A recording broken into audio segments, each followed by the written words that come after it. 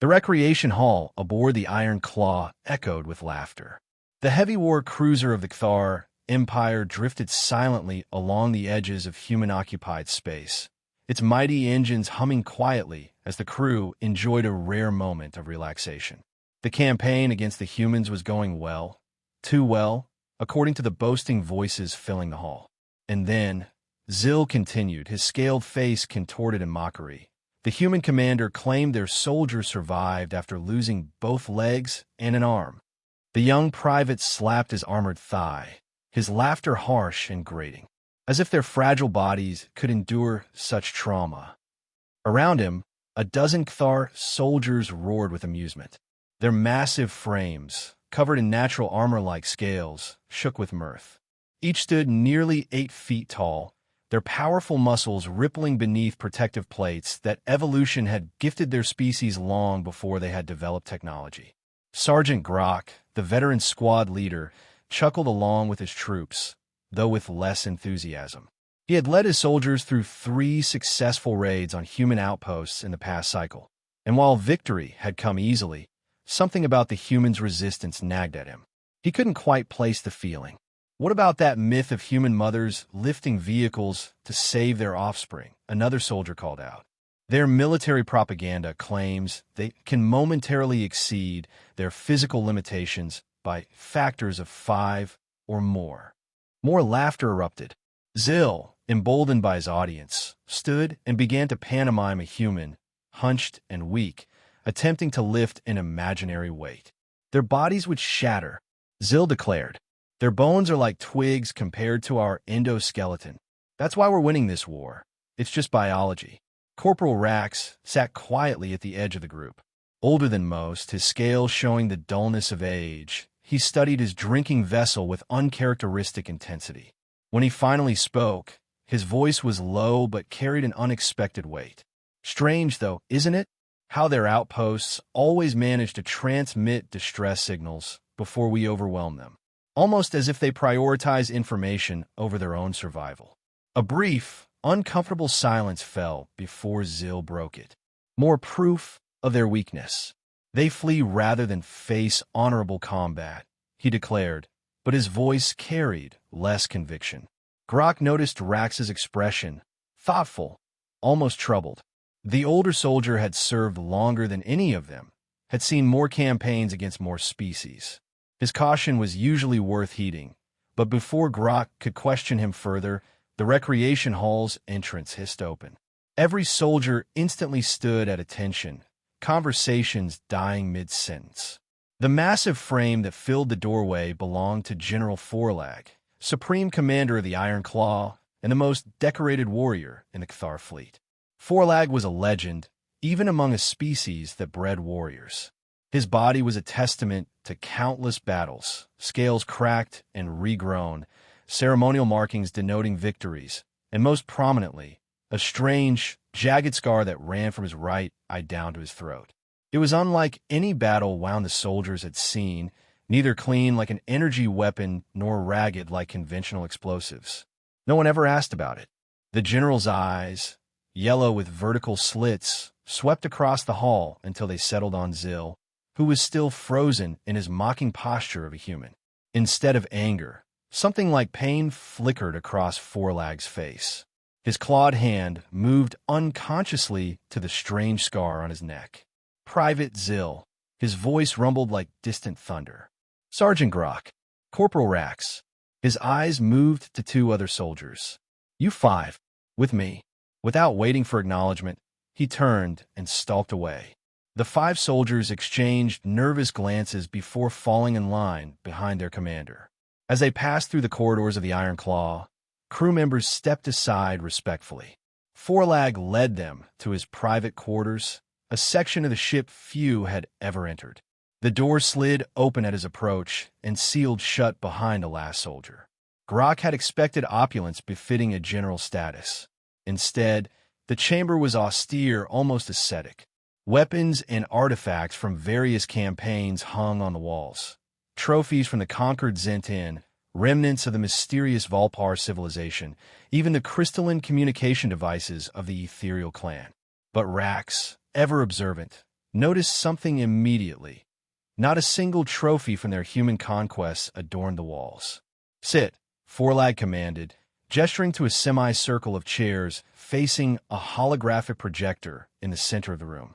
As they did, the general moved to a secured console, pressing his palm against its surface. A series of authentication protocols unfolded: retinal scans, voice recognition, and finally, a complex sequence of gestures that triggered a hidden mechanism. "What I am about to share with you violates at least 7 Imperial security protocols," Forlag stated flatly. "By the end of this meeting, you will either understand why this violation is necessary, or I will have made a grave error in judgment." The holographic projector hummed to life, casting the room in a pale blue glow. 40 cycles ago," Forlag began, "I was a junior officer, not much older than you, Private Zill. I commanded a reconnaissance vessel on the edges of what would later become the human conflict zone. The hologram displayed a small scout ship, sleek and predatory. My mission was simple: survey a border planet for potential strategic value. We detected unusual energy signatures that required investigation. The image shifted to show a blue-green world with twin moons.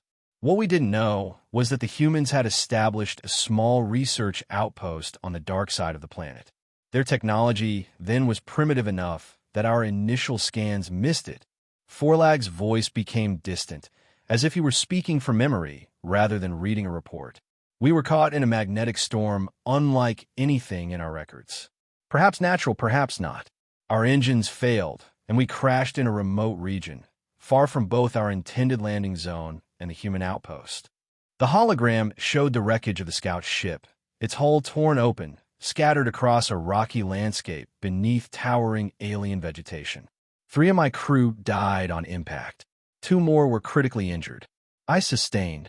He gestured to his body, indicating severe injuries, significant damage. We had no communication with the fleet, limited medical supplies, and environmental toxins were already affecting our systems.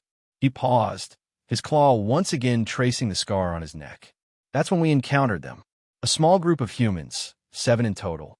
They were scientific researchers, engineers, and their families conducting environmental studies. Their own transport had been damaged by the same storm. They were stranded, just as we were." Zill shifted uncomfortably. "You were forced to eliminate them, of course."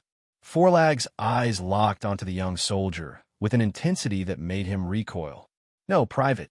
I was in no condition to eliminate anyone. Neither were my remaining crew.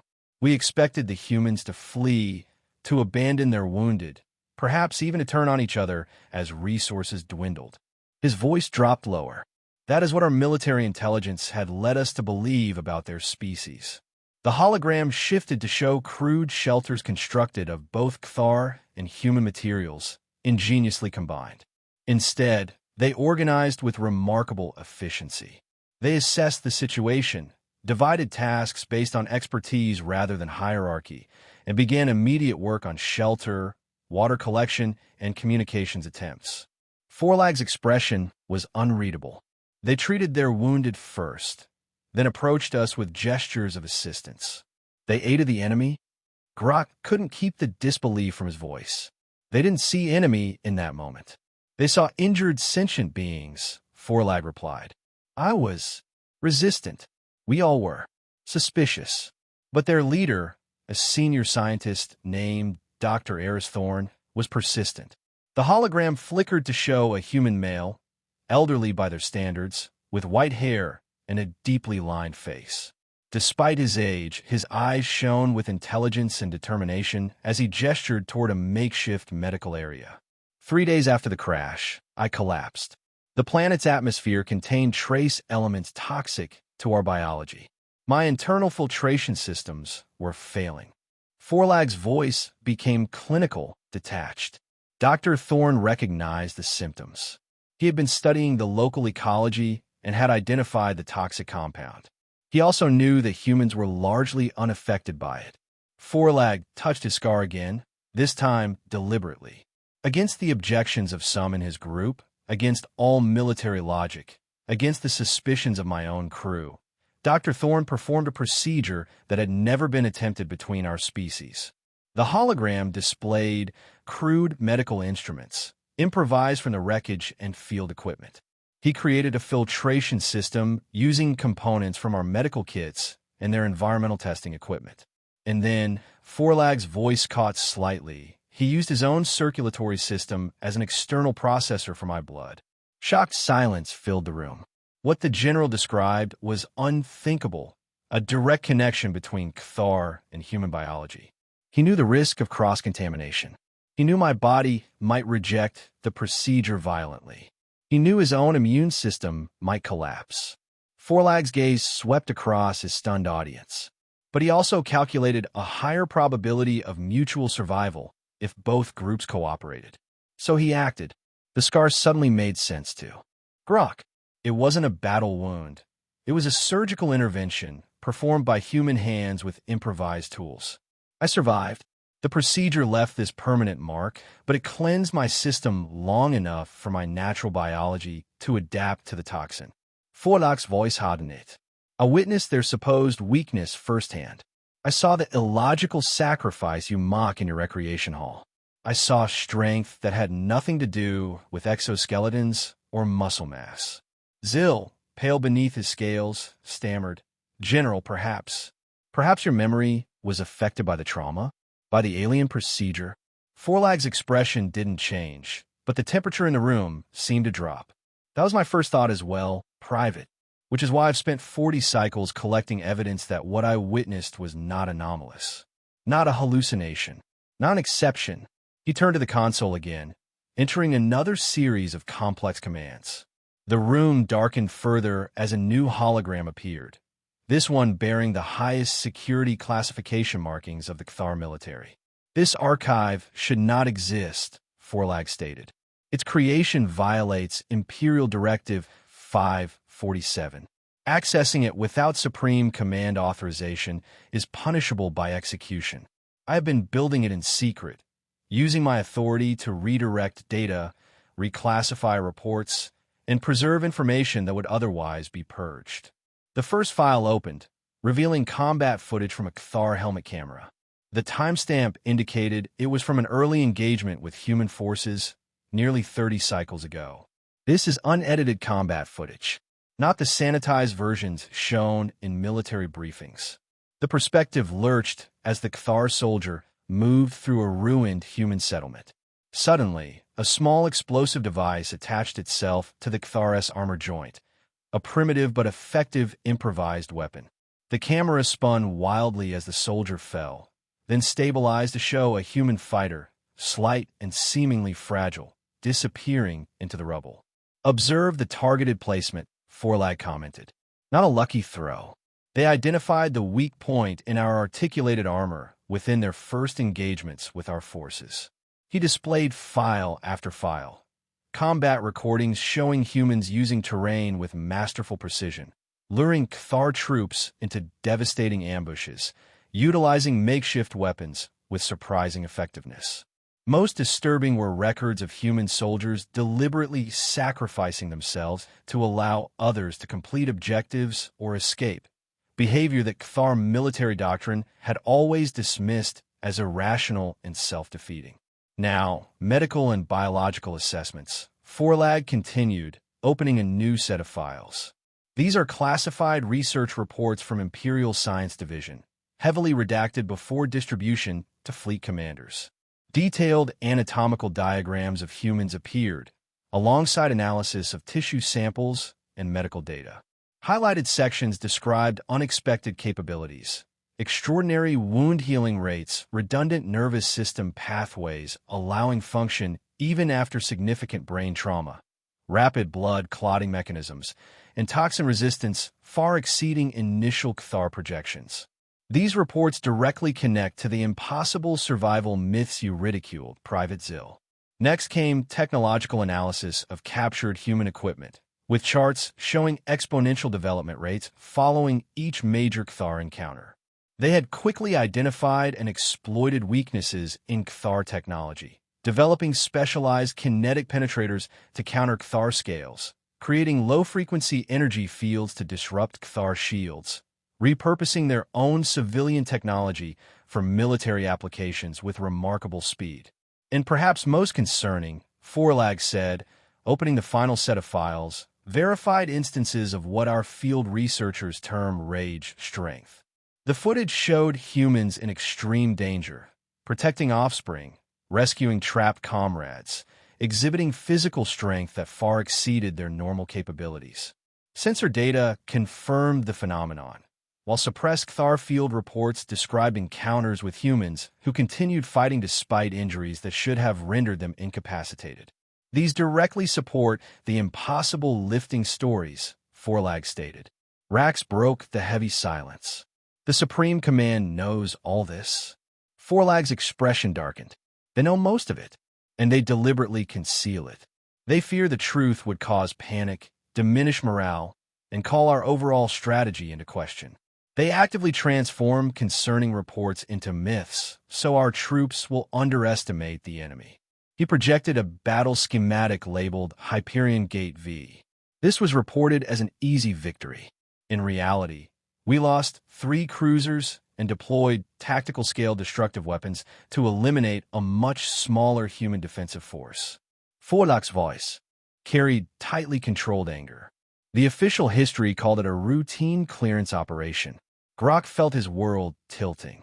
Everything he believed about their inevitable victory, about the inherent superiority of Cthar biology and tactics, now seemed built on carefully constructed lies.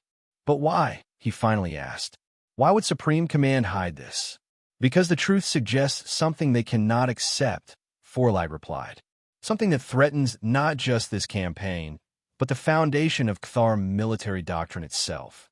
Before he could elaborate, an alert chimed from the ship's communication system. Forlag accessed it, his expression growing grim as he read the incoming message. It seems our discussion is timely, he said. We have new orders. The Iron Claw is to attack a temporary human logistical base, reportedly located deep within the Blackfire Nebula. He displayed the tactical briefing. The nebula was a dense region of gas and dust that interfered with standard sensors. Intelligence reports claimed the location housed minimal defenses, serving primarily as a supply depot for retreating human forces. This makes no strategic sense, Rax muttered, studying the coordinates. Why would humans place a valuable logistics hub in a navigation hazard? Because it isn't a logistics hub, Forlag said flatly. He switched to a strategic map showing human retreat patterns over the previous 6 months. What Supreme Command interpreted as collapse, Forlag pointed out as suspiciously orderly withdrawals, converging on specific space sectors rather than chaotic dispersal. I've pieced together intelligence fragments about a major human initiative codenamed Project Chimera, suggesting a combination of elements. He mentioned humans revisiting ancient Earth tactics like attrition warfare and scorched Earth, concepts alien to Cthar military thinking. I've expressed my concerns to the captain and through secure channels to Sector Command, Forlag continued. I believe this is an elaborate trap, consistent with emerging human operational patterns. My concerns were dismissed as overcautious and obsessed with humans. The Iron Claw's engines shifted pitch as the massive vessel altered course toward the Blackfire Nebula. Time was running short. I need you all to be ready, Forlag said. If I'm correct, we are headed into grave danger. Several hours later, the Iron Claw entered the nebula. Standard sensors detected only weak, scattered energy signatures, exactly as reported. The atmosphere on the bridge was confident, except for Forlag and the squad he had briefed. After considerable argument, Forlag had convinced the captain to deploy an experimental deep resonance scanning system he had secretly requisitioned. The system worked slowly, but had superior penetration capabilities. As the scan results gradually appeared on the main view screen, the bridge crew's confidence evaporated. What initially appeared as interference slowly resolved into massive artificial structures running at minimal power, concealed by advanced stealth technology that perfectly mimicked the nebula's natural gas clouds and miniature asteroids. Hundreds, possibly thousands of objects. Not a logistics base, but a colossal fleet lying in wait. The ghost fleet of humanity. Alarm klaxons blared throughout the ship as energy signatures spiked when a human fleet simultaneously powered weapons. New designs with strange energy signatures, unlike anything in Cthar records. "It's a trap," the captain bellowed unnecessarily as the first salvos slammed into the Ironclaw's shields. The battle that followed was unlike anything in Cthar military experience. The human fleet didn't attack directly, but employed sophisticated coordination tactics. Small, agile ships constantly striking and retreating, luring Cthar vessels into hidden energy mine fields, using electromagnetic weapons to locally nullify shields, and concentrating fire on critical vulnerabilities with terrifying precision. They seem to know Cthar ship design and combat protocols intimately. Forlag temporarily assumed tactical command after the captain was injured, issuing countermeasures based on his understanding of human adaptability. These helped the ship survive several attack waves, but couldn't change the battle's outcome. Requests for reinforcements were delayed or denied by Supreme Command, still believing this was a minor skirmish. As the ship's structure began to fracture, Forlag realized defeat was inevitable. He ordered Grok, Zil, Rax, and the soldiers who had heard the truth to meet him at his personal shuttle bay. Running through chaotic corridors filled with damage control teams and wounded crew members, Forlag revealed his greatest fear, the real reason Supreme Command concealed the truth. Humans don't just adapt, they evolve. Their rate of change. It's like the Star Eater. Rax stumbled mid-stride. The Star Eater is a myth, he said automatically, though uncertainty clouded his voice. Not a myth, Forlag corrected grimly. An ancient species that nearly drove the Cthar Empire to extinction millennia ago through their unforeseeable strategic and technological evolution. We prevailed, but at a terrible cost. They reached the shuttle bay as a massive explosion rocked the ship. Forlag's private shuttle, small, fast, with limited stealth capabilities, stood ready. The fear that humans are a new manifestation of the Star Eater is the absolute taboo among the highest leadership, Forlag explained as they boarded. They cannot face that possibility, so they deny the evidence. The shuttle launched from the Ironclaw moments before the massive ship's reactor core detonated in a blinding explosion. From a distance, they witnessed the systematic destruction of the remaining Cthar task force by the Ghost Fleet. As the shuttle accelerated into deep space towards secret coordinates, possibly a dissident Cthar outpost or neutral space, heavy silence filled the cabin. The soldiers had finally accepted the truth. Zil looked at Forlag with a mixture of reverence and fear. Grok assumed responsibility for leading this small group. Rax confirmed that his long-held suspicions had been justified. They discussed their future. The Empire was heading towards self-destruction through arrogance and deception. Continuing the war was pointless. Peace might be the only option, but Supreme Command would kill them before allowing such truth to spread. Forlag revealed his plan: deliver the evidence stored on the shuttle to Cthar who might listen, perhaps through unofficial channels, information leaks, hoping to create a revolution in awareness from within before it was too late. As they gazed at the stars streaking past on the view screen, Forlag spoke his final words for the journey. The greatest myth about them isn't the stories you mockingly laugh at. It's their potential. And I have seen it. The future remained uncertain, but their mission was clear: bring the truth to light as the final weapon to save the Cthar Empire from itself.